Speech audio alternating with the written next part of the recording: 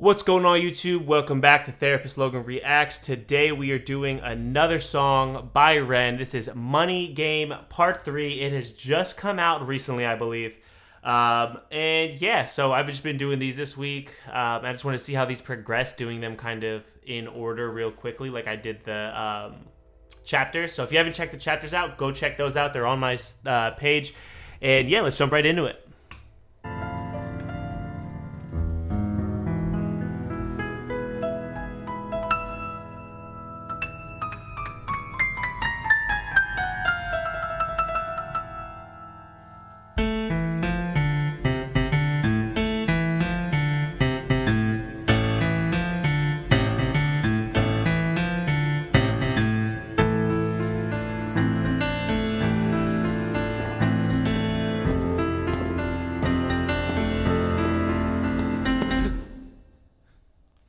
I love the piano, by the way. My favorite instrument. Beautiful. Even though he does shred on the guitar.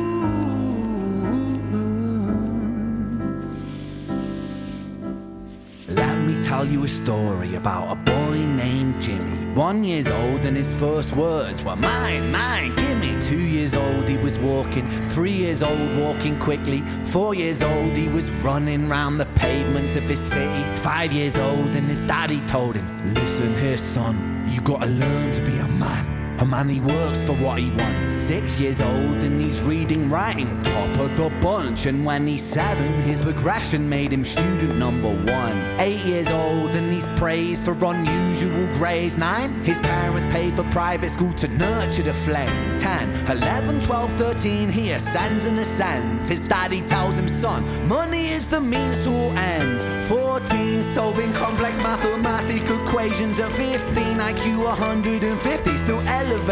16, he develops complex software code that detects weaknesses in cybersecurity protocols. 17, and he sells his vision, keeping the share. Not yet an adult, but he's practically a millionaire. 18, and his daddy tells him, now you're a man. This world don't give a damn about you, so take all that you can. 19, he turns a profit, stocks and shares, invest in product. 20, double down deposits. 21, his income rockets. 22, he learns the truth is just an obstacle to wealth. If you manipulate the data, then the lie will sell itself. 23, a life of luxury, crystal and cocaine. 24, he makes the Forbes list, they're applauding his name. 25, and his daddy tells him, listen here son, while you're sitting in that palace, that don't mean that you won. 26, a business shift, he switches business to arms. He's 27, dealing nuclear and shells in Iran. 28, inside the Senate, money bought him a seat. He's 29, a role of counsel in the president's suite. Now he's 30, his daddy says you're losing the race. You're just a servant to the king, not even in second place. 31, a big maneuver for his daddy's approval, moving imports over borders from the exports out of Cuba. 32, moving grams, growing kilos to tons. He's 33, filling warehouses with powder and guns. 34, turf war with nobody to stop it. Blind eye from the po-po inside of his pocket. So, right off the bat, what's jumping out at me is this idea of, I know it's thrown around a lot, and it's kind of used in a malicious way right now in social media and kind of just this social definitioning of it.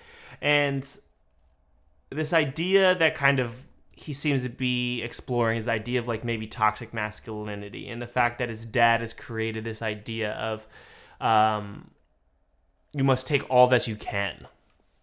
It's interesting. When it comes to that, there's nothing wrong with the idea of exploring and working for what you want in this life. That is a productive and is a positive message for individuals. But when it comes to take all that you can, that's where the greed comes in. And that's when it can be really problematic for individuals, because it doesn't allow them to invest in themselves. They're investing in, again, the material items that I talked about last in part 2.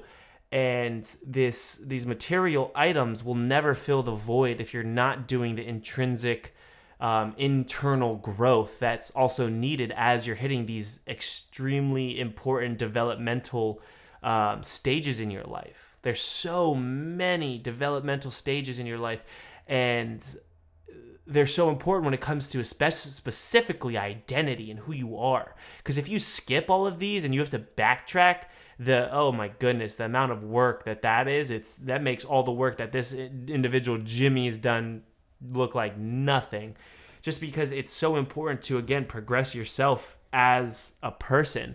And the idea of taking everything that you can is very against us being social beings. As humans, we're very social beings. We really appreciate and really long for that social acceptance, social connection, romantic connection, whatever it may be. There's connection that needs to be had. And if there is this take all that you can, there's this idea of shutting out others, and what's theirs is mine. I need to be going for it and working towards and hoarding stuff. But the person that was always hoarding in your daycare, if you could think back to kids that maybe was hoarding all the toys, maybe at the sandbox or something, nobody was playing with them. They were alone. Yeah, they had all the toys, they had all the things, but they didn't have that connection. The other kids went to the swings or went to the balance beam or whatever have you at whatever playground you were at. And that individual may have controlled all the toys at that moment, but they were lacking that social connection. And again, it's just, when you reflect on that, they are probably missing a key component, that is the social being and social connection that we long for. Wow. I really like this way this is going. I like how he set this up too, just artistically.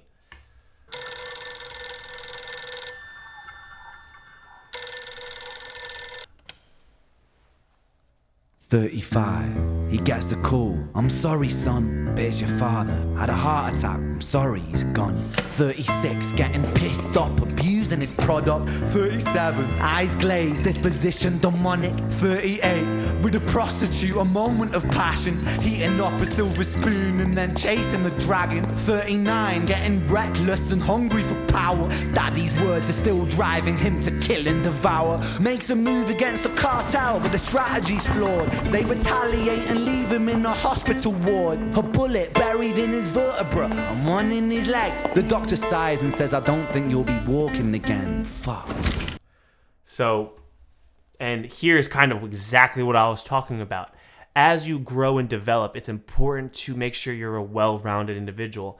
You're not going to be perfect. Nobody's perfect. But it's still important to hit these key components that are helping you develop into a person that is rounded off in certain aspects, having positive characteristics, working through maybe some of the trauma that you have. And here, after he lost someone who was so dear to him, who instilled pretty much his entire ideology, he almost kind of like brainwashing his son, he loses every part of identity, his driving force, his driving thing.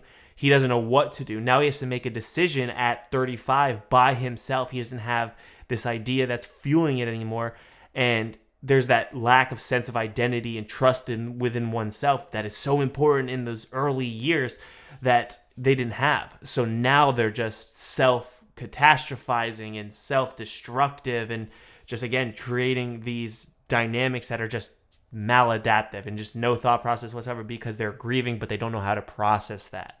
And that's a key component that they're missing in this. And again, with the story, it's just, that seems to be what's happening. Wow.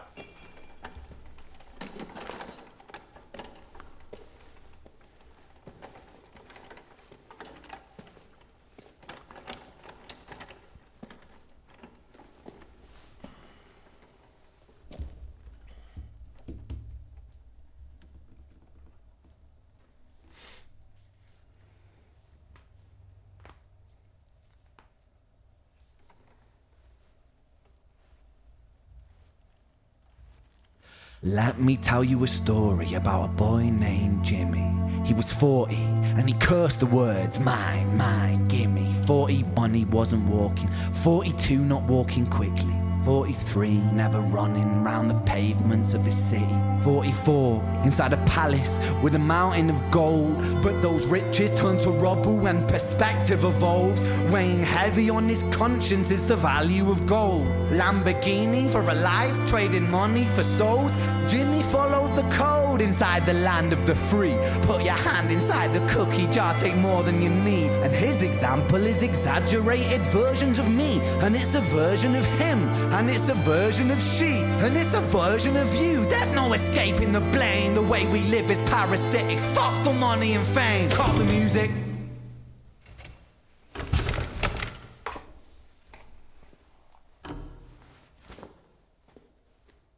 This isn't entertainment. This is real life. The way we live is lunacy. Community, it declines. Hyperpolarized, always fighting, then we divide. Truth is less important than the money that we designed. Money's an invention. Politics from our invention. They all come from people's ideas. Did I mention? Border's an invention. Law and order fuel the tension. It leads to people killing each other. My solution?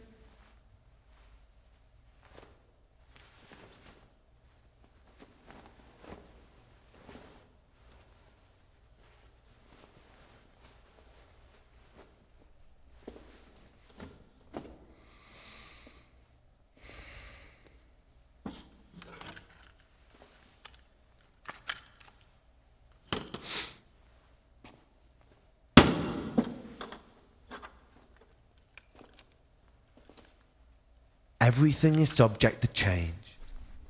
We could build utopias if individuals were taught to use their brains.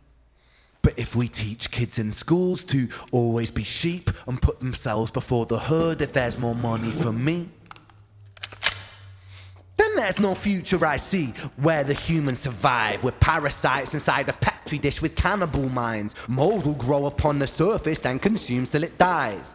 And our fate could be the same without this story to the wise.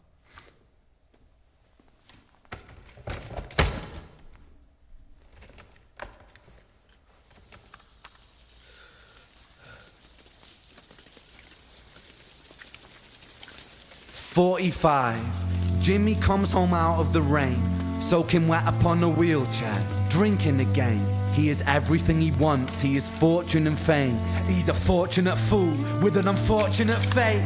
With a 45 caliber aimed at his brain. 45 a fitting number cause his age is the same. Here's the words of his father, it's such a damn shame. Then he presses on the trigger of a money game." Wow.